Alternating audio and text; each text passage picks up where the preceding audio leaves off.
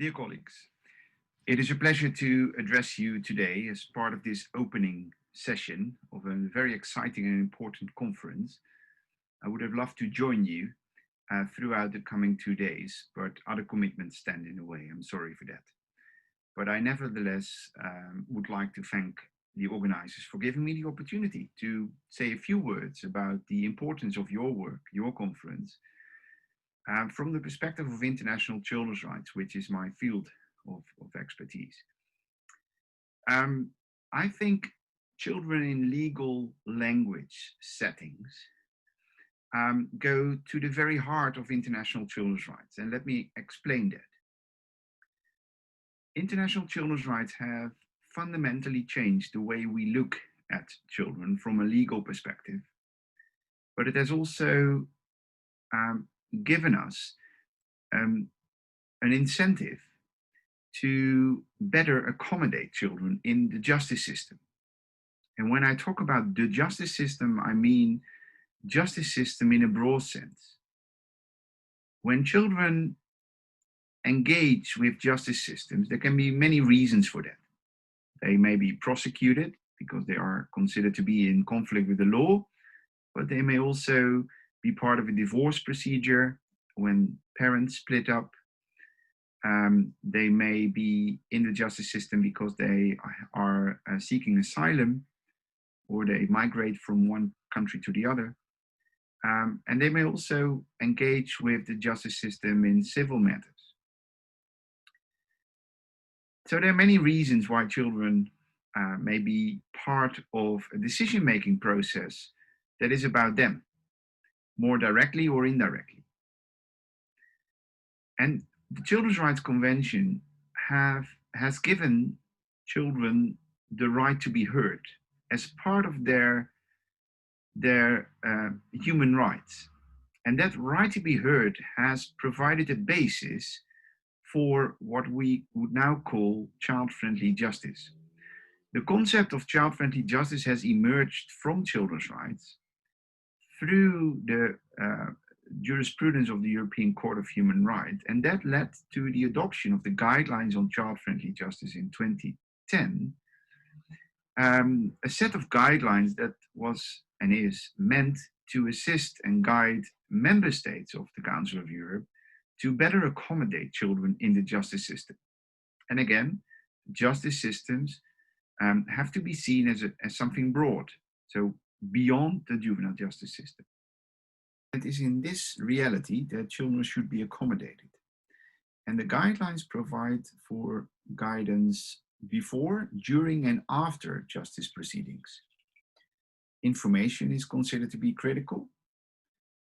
Legal assistance and other assistance, very relevant. The right to be heard, essential. But the guidelines also provide guidance on how to provide feedback to children after the decision has come to a conclusion.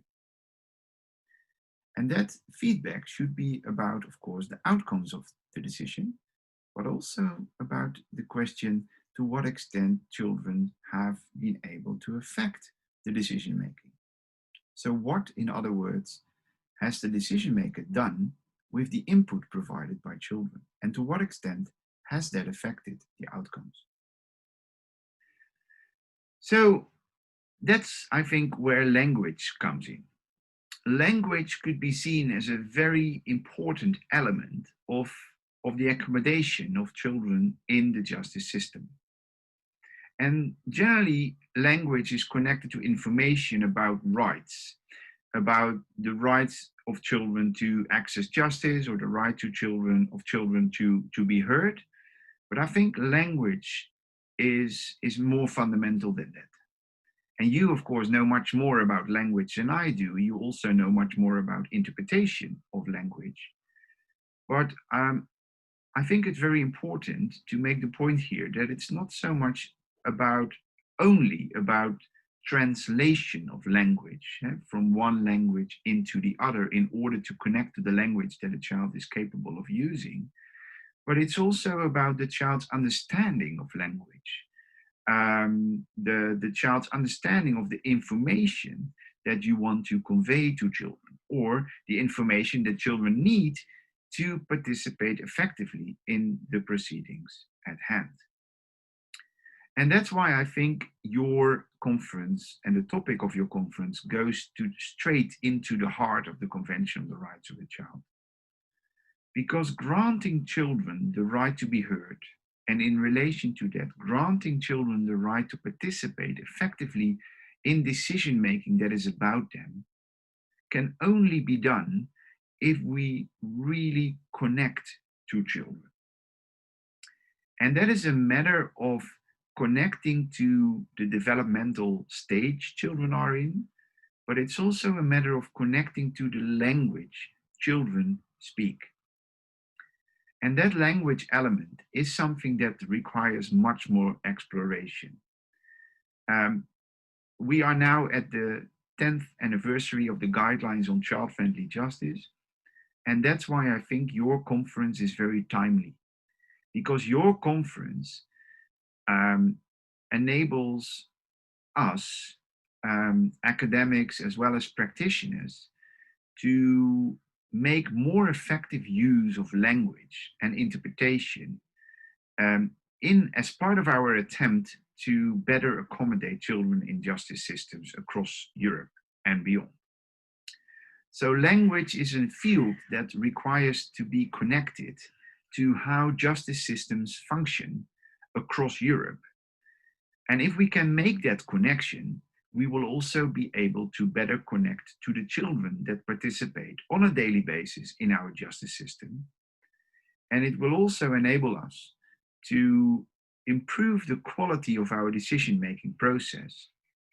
In other words, it enables us to better connect that decision-making to the children that are directly affected by it. But language is not only relevant for our connection with children in the justice system, it is also a critical element of the empowerment of children to be more active and stronger actors in the decision-making process. Language can be seen as an important tool for children to connect themselves to the justice system, as soon as that is relevant.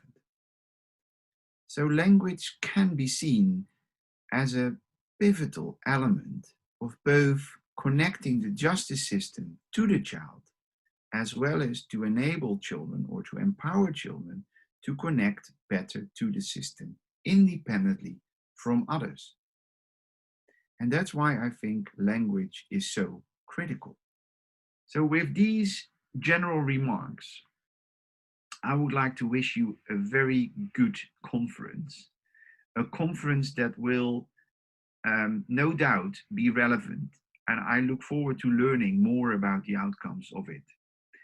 And I hope that the outcomes of the conference and of your work will be shared also as part of the drafting of the new European Union agenda on children's rights, because child-friendly justice, as it emerged out of children's rights, as it emerged out of the Council of Europe's work on children's rights, ought to remain connected to the child rights agendas of both the European Union as well as the Council of Europe. With that, I thank you, and I wish you a very good conference.